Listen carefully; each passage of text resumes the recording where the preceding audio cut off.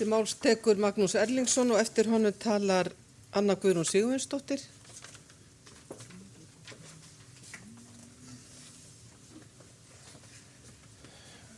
Forseti, ég held að mörgum okkur á próföstum finnist bara það afar dýrmætt að sinna jafnframt prestþjónustu og vera þannig í tengslum við söfnuðina. Það sem mér finnst eiginlega ekki nógu gott við þessa tillögu er að það er raunverið að fækka prestum sem er að þjóna út í söfnuðunum. Prófastarnir hér á Stór-Reykjavíkursvæðinu, þeir eru að bara fara meir í stjórnunarstörf og eru þar alveg þá ekki að sinna þjónustu í söfnuði. 2 prófastdæmum á að fækka héraðspresta og láta þá dett út og ég segi eitt, þegar við fækkum prestum þá erum við að auka álagið og þá eykst nú möguleikin á að menn brenn út og gefist upp. Ég á mjög erfitt með að þó að sé ýmislegt gott í þessari tillögu, kollega mínum Síra Gísla, þá finnst mér þetta að vera mikill vankantur á tillögunni og eiginlega sýnir það að höfundi tillöguna var það vel ljóst að það eru erfiðir tímar í fjármálun innan kirkjunnar og þessum reynda að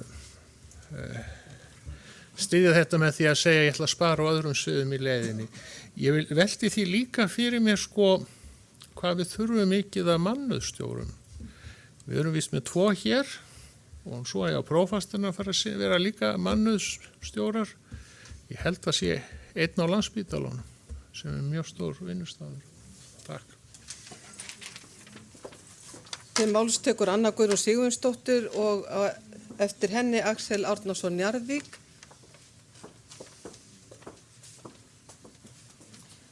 Forseti, ég þakka tillöguna. Ég ætla nú að taka sóknarnefndarformannsvinkilinn, en það málið sem tengist mér best og Gísli bitnaði í mig örlítið. Það hefur verið mér ómetanlegt að geta leitað til Gísla og kynnast þínum formönnunum og ég er alveg sammála Hildi. Það er auðveldara fyrir okkur 11 hér í Reykjavík prófastsdæmi eystra hittast heldur en sóknarnefndarformenn á Vestfjörðum. Ég held að það geti verið fínt í starfsreglum prófasta einmitt að það sé ein setning eða klausa sem að beinir þeim tilmælum til prófasta að hugsa líka sóknarnefndarformi vegna sem við erum oft bara svolítið einmanna þarna. Við störfum við hliðina á afskaplega færum prestum en stundum þurfum við að leita eitthvað annað en bara innan okkar sóknar vegna þess að þekkingin innan okkar presta, okkar sóknar er kannski ekki alveg svo að við þurfum að geta leitað einhvert annað og þá líka oft gott að heyra hvað er að gerast í hinum sóknunum. Þannig að ég held að prófastar eigi eins og þeir geta að hvetja til samstarfs sóknarnefndarformanna og eigi líka stundum aðeins að spyrja hringi í sóknarnefndarformanna og segja er allt í lagi hjá þér, hvernig líður og hvernig gengur. Þetta þarf ekki að vera langt símtal og ég treysti prófastunum til þess að finna bestu leiðina. Við þurfum ekki að hittast 2 ára eins og við gerum í Reykjavík prófastdæmi. Það er bara jafnvel nóg að við tökum eitt Zoom-fund öðru hvoru eða reynum einhvern veginn að hittast í smærri hópum. Takk. Til máls tekur Axel Árnason Njarðvík og síðan Frumalandi. Forseti, ég fékk að sjá þessa tillögur Gísla í febrúar einhvern tímann það bil fyrir ársins og miðað við kjarasamninga sem prestar nutu þá og hefur ekki komið fram hérna og þess vegna vildi ég fá að segja frá því að þá er Gísli að leggja til bara þannig út frá því sparnað upp á 5,3 milljónir á mánuði eða 60 milljónir á ári og þegar menn tala það að þetta sé aukinn kostnaður í kirkjunni og ég er ofta að tala það að það eru gagnadrifnar ákvarðanir, hvað er á bakvið þetta og þannig að prófastarnir hans Gísla þeir lækka í launum og þeir missa margir hverjir 12 til 28 einingar og ég skrifaði honum við leyfi forseta að segja frá því að það voru fáir menn sem vildu kannski fá að lækka í launum kannski 500.000 mánuði jafnvel. Þannig að og ég er einn af þessum héraðsprestum sem myndu fjúka og það getur vel verið, jú, ég er með þetta hérna allt saman. Þannig að þegar menn er að tala um að tillagan feli í sig kostnað, þá felur hann í raun og veru í sig sparnað og þó að þessu aðrir prestar ráðnir í staðinn fyrir þessa prófasta sem verða í fullri vinnu á suðvesturhorninu, þá er samt örlítill sparnaður. Þetta þarf að setja á blað og á töflu til þess að fólk sjáu hvað er að tala um. Þegar maður talar eins og ég tala bara um tölur, þá missum maður fókusin fljótlega. Samkvæmt kjarasamningi þá er þetta að sjá hvað prófasturinn í Suður, Kjalar, Reykjavíkur, Vesturlands og Vestfjarðaprófastar hafa og hvað prófastarnir munu hafa í gíslakerfinu. Það eru margir sem eru prófastar sjálfsagt sem eru á móti þessu að þeir forsyndu að þeir vilja halda í prestsembætti sitt. Því það er jú snertingi við svo margt. En hann er að setja þetta fram væntanlega af reynslu sinni og vill deila henni með okkur og kannski leggja það inn í púkk, inn í hvernig við byggjum eða stýrum kirkjunni. Takk. Þá tekur framsögumaður til máls Gísli Jónasson.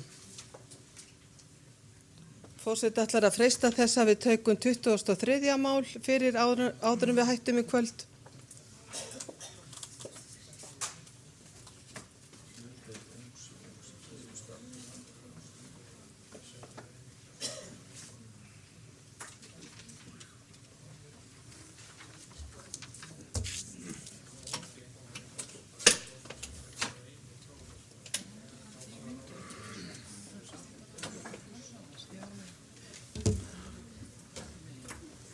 Forseti, ég átti nú ekkert von á að þetta yrði einhver halleluja samkoma en ég þakka umræðurnar og athugasemdirnar. Þetta mál ber náttúrulega með sér og þetta er auðvitað bara tilraun og ekkert mannanna verk fullkomið. Hvaða getur verið flókið í kirkjunum okkar að setja reglur sem að gildi jafnvel og passi jafnvel allstaðar.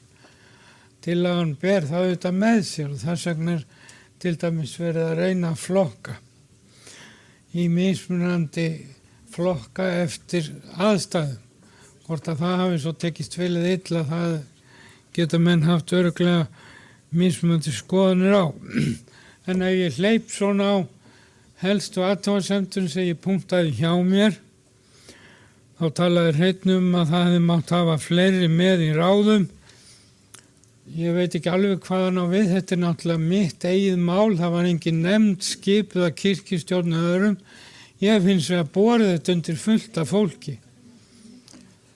Rætt þetta á 2 fundum prófasta og rætt þetta við biskupinn og ýmsa aðra, þannig að ég náttúrulega bara stend svo fell með mínum mál og þetta gerir mér alveg grein fyrir því að ég er ekki svo snjall að það sé allt skothelt sem að ég sting upp á. Nú, þú nefndir Hreinn líka eignarskránar, ég get nú upplýst það, ég veit ekki betur en að það séu nú víðast hvar rafrænar og hafa verið það lengi. Og þú getur alveg fengið að skoða eignaskrár í Reykjavíkurprófastsdæmi eystra sem allar eru rafrænar og mjög fallegar margar innbundnar jafnvel og með myndum og annað. Þannig að nú svo vistist orðið ægi fara í taugarnar, ég bið bara afsökunar á því, ég er svona gamall. En þetta er eitt af því sem hefur rætt mikið í hópi prófasta löngum, að við erum svolítið í lausu lofti, þar að segja hvaða umboð við höfum til, hvort sem menn kalla það stjórnun, verkstjórn, ægi eða hvaða orð menn nota. Það má aflast finna betra orð en ægi. Þannig að það hefur verið talað um það og ég heyri það líka hjá sumum prestum að þeim finnst, og þar er greinilegur reyndar munur milli kynslóða, að ég finna sérstaklega hjá yngri prestunum almennt, þó maður með ekki alveg alhæfa, að þeir kalla margir eftir því kannski að prófasturinn hafi meiri skoðanir á því og geti tekið af skarið með ákveðna hluti. Á sama tíma hafa svo verið sumir eldri prestar sem að segja bara eitthvað, hvernig var nú orða til, heyrt hef ég erkibiskupsins orðin, boðskapinn, en hef hann að enguð. Og þetta hefur kannski verið svolítið vandi prófastana í núverandi kerfi að þeir eru svona svolítið, það er svolítið óljóst í raun og veru hvert umboð er. Og það var nú bara fyrst og fremst það sem að ég var aðeins að reyna að skerpa á í þessu orðalagi. Nú, ráðgjafanemndin, já þarna sjáum við, ég var ekki með neina ráðgjafanemnd í upphafi. En það var eitt af því sem að mér var bent á að ég ætti endilega að setja inn og nú koma ég menn hér upp og vilja endilega henda því út aftur. Nú ráðgjafarnefndin er mér ekkert mjög fast í hendi. Þetta var bara eitt af því sem að ég hlustaði á og taldi að geti hugsanlega verið gáfulegt en ekki myndi ég berjast fyrir því að halda inn einhverju ráðgjafarnefnd ef að þetta mál væri þannig að ég væri að fylgja því eftir sem að ég geri nú væntanlega ekki að því að ég er á mínum síðasta snúning. Nú, Arna, þú nefndir þjálfun og endurmenntun. Það er mér alveg að meinalaus að skipta út þessum orðum. Við eigum örugglega við það sama. Nú, síðan kom hér hjá Guðrúnu, býttu nú við, að það sé mikilvægt að skilgreina hlutfallið. Það er náttúrulega það sem við erum að gera. Nú, fleiri nefndu það að það þyrfti, sko ég var að reyna að gera það í þessum tillögum að hafa mismunandi. Ég kannast við það sem að Magnús nefndi hér með þjónustun og fleiri nefndu það og einhverju myndu sakna þess. Sko þessa tillögu gerir ekki ráð fyrir því að prófasturinn hætti að verða prestur og sumir þeirra eru nú reynda bara jafnvel áfram prestar eða sóknarprestar í minnstu, bara eftir í hvað starfið þeir gegna. En þarna, það er auðvitað eitt af því sem að menn verða svo að gera sér grein fyrir. Ég heyri nú yfirleitt flesta sem að ég hef rætt við skilja það að þörfin sé kannski meiri fyrir fullt starf í stærstu prófastæmunum. Og þar eruðu menn þá kannski að gera það svolítið upp við sig þegar þeir sækjum þetta starf. Hvort þeir vilji vera meira í stjórnun og minna niður á gólfinu í hinni almennu pressjónustu. En það er bara, það fylgir auðvitað málin en að því að það kom fram hér að einhver var hissa á því að ég var búin að vera í þessari stöðu. Það er í raun og veru, ég man nú ekki hvenar það breyttist, alltaf sé ekki 4 ár síðan, minnstu, 4-5 ár. Þá gekk ég í raun og veru inn í þetta kerfi að því leyti til að það voru skilgreindir og var búið að vera í mörg ár vegna fjölmennis og umfangs í prófastæminu. Ég veit ekki hvort að menn gera sér með grein fyrir því en í Reykjavík prófastæmi eystra er að finna einhver 27-8% þjóðarinnar að það voru 2 héraðsprestar og ég var færður til úr sóknarpreststarfi inn í annað héraðspreststarfi til þess að ég þannig að það er í raun og veru kannski mótilið sem þarna var verið að lýsa. Nú, Hildur nefndi héraðsprest að hún væri, sko, ég sagði ekki, ég hefði sagt það, mér svolítið, en það hefði þá ekki verið nógu skýrt. En það kemur fram í textanum að það er einmitt gert ráð fyrir því að það sé hægt að setja héraðsprestskyldur á ákveðna presta. Þannig að hún getur ekki verið að mótmæla neinu í mínu plaggi því að það stendur einmitt. Hins vegar erum við kannski ekki sammála þetta með að binda á sama stað eða ekki.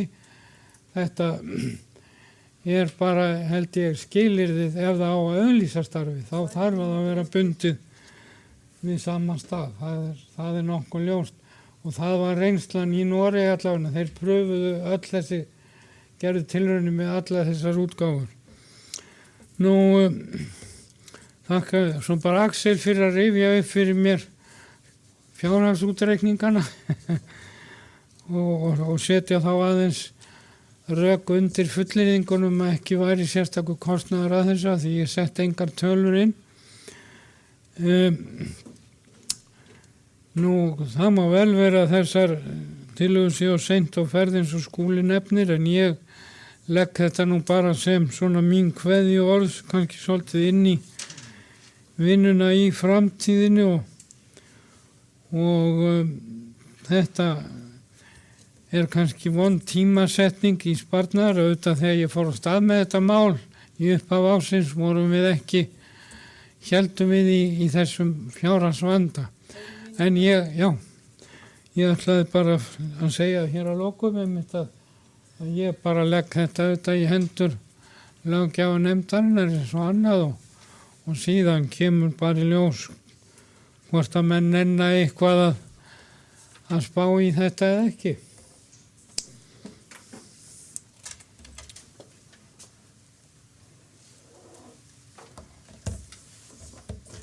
Já, fyrirgeði bara eitt ráðningatíminni, ég sá það. Það er nú kannski bara minn lapsus að hafa gleymt í að setja það inn. Það auðvitað ætti þetta að vera eins og með aðra presta.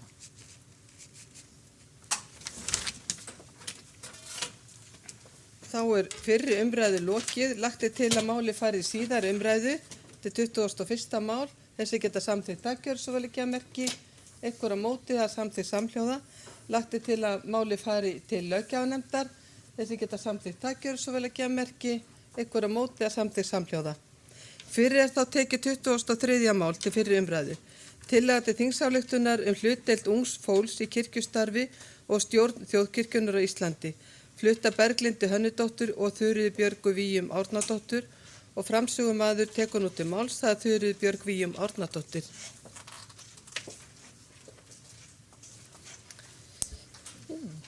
Forseti, ég les tillögu til þingsályktunar hlutdeild ungs fólks í kirkjustarfi og stjórn þjóðkirkjunnar á Íslandi. Kirkjuþing 2021-2022 ályktar að fylgja skuli eftir hvað íslensku þjóðkirkjuna varðar ályktun 12. þings Lúterska heimssambandsins frá árinu 2017 þátttöku ungs fólks í stjórn aðilda kirknasambandsins. Miða skal við að ungt fólk, það er það sem er á aldrinum 16 til 35 ára, sé að jafnaði minnst 20 hundraðshlutar þeirra innan hverrar skipulags heildar þjóðkirkjunar sem hverju sinni taka bindandi ákvarðanir, semja áætlanir, skipuleggja starfsemi og hafa kosningarétt. Verði því eigi við komið að tryggja hlutdeild ungs fólks samkvæmt framanskráðu skal veita fulltrúum þess eðlilegan rétt til áheyrnar, málfrelsis og framlagningar tillagna. Kirkjuþing 2021 beinir því til biskups Íslands og forsætisnefndar kirkjuþings að fara yfir eigið skipulag og starfsemi svo að þær nefndir og önnur fjölskipuð stjórnvöld, nefndir og ráð sem starfa á þeirra vegum og leggja fram á kirkjuþingi 2022 eftir því sem þurfa þykir, tillögur að nauðsynlegum breytingum á starfsreglum til að ná ofangreindum markmiðum. Ef við á verði verklagsreglum, skráðum jafnt sem óskráðum eða öðrum sambærilegum heimildum breytt í sama skyni og þær breytingar kynntar kirkjuþingi 2022. Ég ætla að fá að sleppa því að lesa greinargerðina og kannski fá aðeins að útskýra þetta frekar ef það leyfi. Á kirkjuþingi 2017 var mjög svipuð tillaga, eiginlega alveg nánast sama tillaga sem að biskup Íslands flutti samþykkt á kirkjuþingi og sú tillaga er í greinargerðinni og það er því ekki verið að biðja ykkur að samþykkja þetta kvótakerfi núna, það er þegar búið að því, en tillögunni var hins vegar ekki fylgt eftir og hér er því í rauninni verið að leggja tvennt til og annars vegar er verið að ýta á eftir því að þetta mál verði sett í einhvern farveg og tillögur voru ekki kynntar á þessu kirkjuþingi 2018 eins og kom fram í samþykktinni og því beint til kirkjustjórnar að kynna breytingar eigi síðar en á kirkjuþingi 2022. En hins vegar er þarna lítil breyting á fyrri tillögu þar sem áður var talað að ungt fólk væri 18 til 30 ára, er nú lagt til að verði 18 til 35 ára. Það var auðvitað von okkar að nefndin sem að tók fyrir kjör til kirkjuþings hefði fundið leið til þess að það væri hægt að kjósa nýtt kirkjuþing næsta vor samkvæmt þessum kynja- og aldurskvótum sem að við samþyktum að við vildum fara eftir árið 2017. En ef að það á ekki að gera það þá kannski fellur þessi tillaga bara að einhverju leyti sjálfa sig. En á næsta ári mun Lúterska heimssambandi senda frá sér könnun til aðildakirkna og birta niðurstöður þar sem er verið að kanna þátttökurétt ungs fólks innan nefnda og stjórna kirknasambandsins. Og ég var að vona að íslenska þjóðkirkjan yrði fyrirmynd þar sem að ungu fólki væri meðal annars tryggður kosningaréttur innan kirkjuþings sem að fer með æðsta vald í málefnum kirkjunar. En það lítur út við verðum kannski engin fyrirmynd þar sem eru svolítið vonbrigði. En það er búið að finna útrúsi hjá mörgum systur kirkjum okkar í Evrópu og kannski víðar. Þannig að við getum alveg gert það líka. En já, þetta átti svona að vera einhver tilraun til þess að mæta þessum vanda sem að gæti komið mögulega upp þegar við færum að kjósa til kirkjuþings því að það eru svo fáir vígðir undir 30 ára en eins og er mjög margir eða nógu margir allavega og meira en það, undir 35 ára. En þetta er þá að minnstakosti innlegg inn í þá umræðu og tilraun til þess að einhvern veginn mæta þessu vandamáli, en kannski fyrst og fremst krafa að þetta mál fari í einhvern farveg. Og ég legg til að máli fari til löggjafarnefndar sem að fer með 8. mál kjör til kirkjuþings og taki þetta inn í umræðina þar. Það þarf kannski ekkit endilega að ræða þetta neitt mikið meira hér. Takk. Orðið laust til máls tekur Steindór Haraldsson.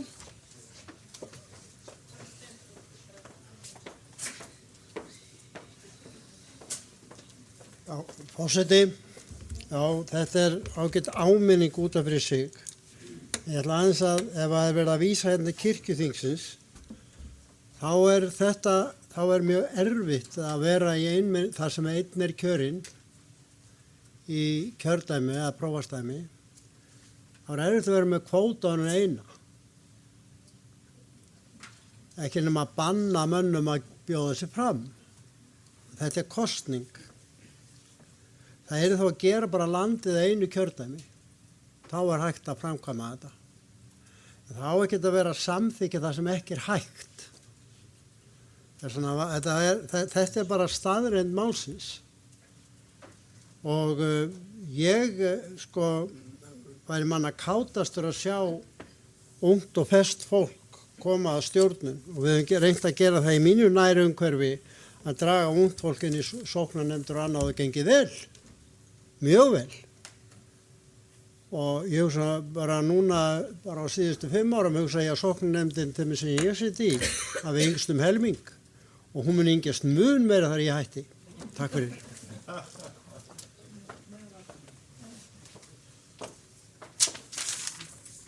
Fleiri hafa ekki hvatt sér hljóðs og er þá umræðu lokið. Nema framsögumaður vilji taka til máls aftur. Lagt er til að máli fari til síðari umræðu og þeir sem geta samþykkt það gjörðu svo vel að gefa merki.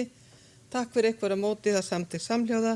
Lagt er til að málið verði sett til löggjafarnefndar. Þeir sem geta samþykkt það gjörðu svo vel að gefa merki. Takk fyrir eitthvað á móti það samþykkt samhljóða.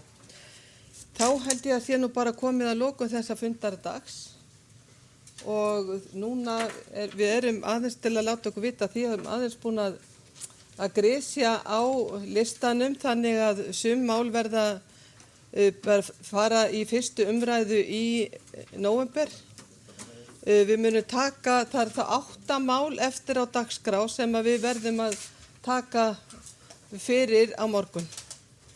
Áður en að nefndarstörf hefjast og þannig að við hittumst hér bara klukkan 9. Fundur hefst klukkan 9 og þá verður reynt að ljúka þeim málum sem fyrir liggi þessum 8. Þessu fundi er slitið.